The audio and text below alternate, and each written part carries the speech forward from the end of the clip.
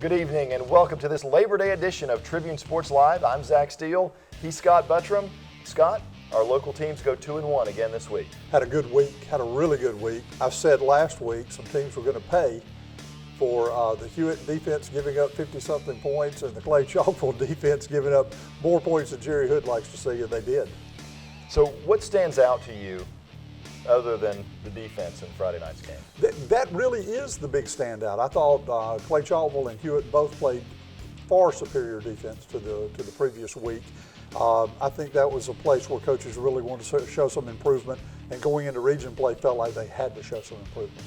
Well, we'll talk about those defenses and a little bit about Pinson Valley when we return. Trussville Vision Care is now proud to offer sports vision training for athletes.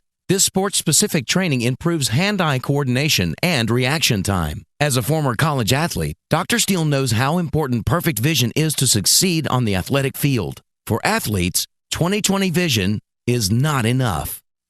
Trussville Vision Care. Welcome back. The Hewitt Huskies go up to Gadsden City and make a statement Friday night. They jump out to a 28-0 lead and cruise to the 28-14 victory, Scott. They did, and Grayson Cash continued this touchdown tear that he's on. I think he put up 2 more scores.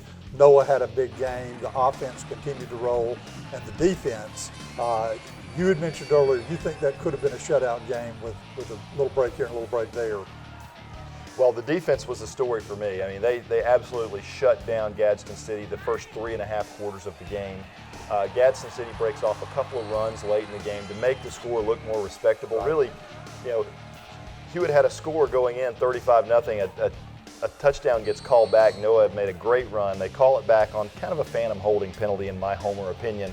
But, the game really was out of hand midway through the third quarter. The Huskies were doing anything they wanted to on offense. Gadsden City could get absolutely nothing going on defense. So I really felt like this was a big statement game for the Huskies. Right. Now, this is an 0-3 Gadsden City team. They're not fooling anybody into thinking they're world beaters. They may not be contenders, but this is the way you wanted to start regional play. And Hewitt absolutely dominated both sides of the ball. Great start to region play. Should get things rolling pretty nicely. Well, I agree with you that Gadsden may not be the Gadsden of the past, but now keep in mind, in week 1, they go over to Spain Park and play them off their feet. They did. And that was without their good running back. So I think this was a pretty big statement for Hewitt. They will host Grissom next week in week 4. We'll talk a little bit more about that game later on the show. When we come back, we're going to talk about Clay Chalkville, who also made a statement against Walker. Jefferson Memorial Funeral Home and Gardens is home-owned and operated by the Seal family. I've known Eddie Seal and his son Adam for over 25 years. They're community-oriented and, more importantly, good folks who know how to take care of people in their time of need. That's how Jefferson Memorial became Trussville's funeral home and cemetery. Jefferson Memorial is located at 1591 Gadsden Highway. You can call them at 322-0543. Before your need arises, let Jefferson Memorial family take care of your family.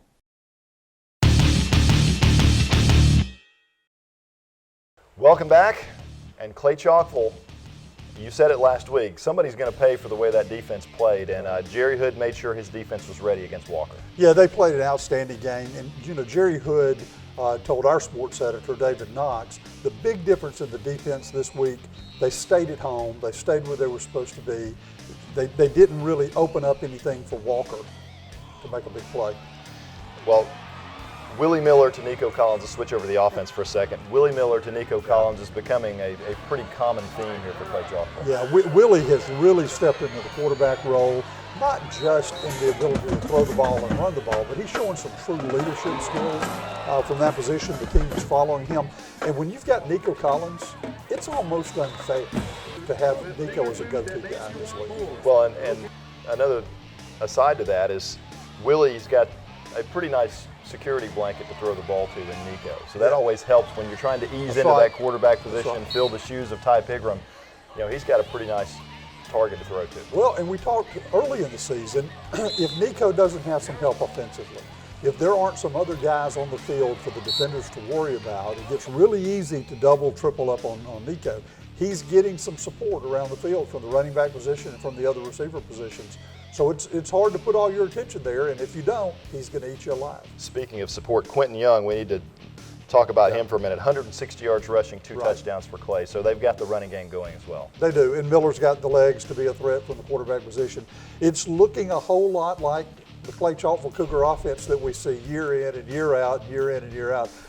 It's a lot of fun to watch. Well, it's not rebuilding, it's reloading at this point for them. That's so, right. Pretty good place to be in your program. When we come back, we're going to talk about Pinson Valley, who went on the road and lost at Minor last week. Trussville Vision Care is now proud to offer sports vision training for athletes. This sports-specific training improves hand-eye coordination and reaction time. As a former college athlete, Dr. Steele knows how important perfect vision is to succeed on the athletic field. For athletes, 20/20 vision is not enough. Trussville Vision Care. Welcome back. Pinson Valley went up to Minor Friday night and got down 32-0, and they learned very quickly, Scott, you can't go into a game and turn the ball over 3 times and have poor special teams play and expect to come out with any chance against a team like Minor. That's right, I expected Minor with their athleticism. We saw them in the spring against you at Trussville. I expected them to win the game and to beat Pinson. I really thought we would see Pinson turn it around a little bit this week defensively. I thought they would step up a bit more than they do. I think there's some question marks to be answered on that team, and maybe more than we anticipated. And in their defense, the Pinson defense, they were put in some pretty horrible situations. They muffed the punt. Minor gets the ball on the 3-yard line. They've turned the ball over in their own territory a couple of times. That's hard to get back from when you're playing a team that good. You can't do it against a bunch of athletes like Minor because they'll capitalize on that and they'll make you pay for it. All right, so Pinson loses this game 45-13. They've got Clay Chalkville coming up this week. Right. Where do they go from here? Well, in our area, with no more paws and claws, that's become the big rivalry. It was already a big rivalry between Pinson and Clay to play that game. Maybe a little bit more of a rivalry for the Pinson people than the Clay, because a lot of the Clay people look more forward to the Trussville game. Now, this is neighbor versus neighbor. It's the only one on the schedule. Pinson has played extremely well in this matchup for the last 3 years. In fact, they've played Clay off their feet in most of these matchups. It's going to be a little tougher this year because Pinson is usually a bit further along when this game comes. Again, they still have question marks right now. Well, we'll talk about that one a little bit more later on in the show. When we come back, we'll have our players of the week, and it'll be prediction time. Jefferson Memorial Funeral Home and Gardens is home-owned and operated by the Seal family. I've known Eddie Seal and his son Adam for over 25 years. They're community-oriented and, more importantly, good folks who know how to take care of people in their time of need. That's how Jefferson Memorial became Trussville's funeral home and cemetery. Jefferson Memorial is located at 1591 Gadsden Highway. You can call them at 322-0543. Before your need arises, let Jefferson Memorial family take care of your family.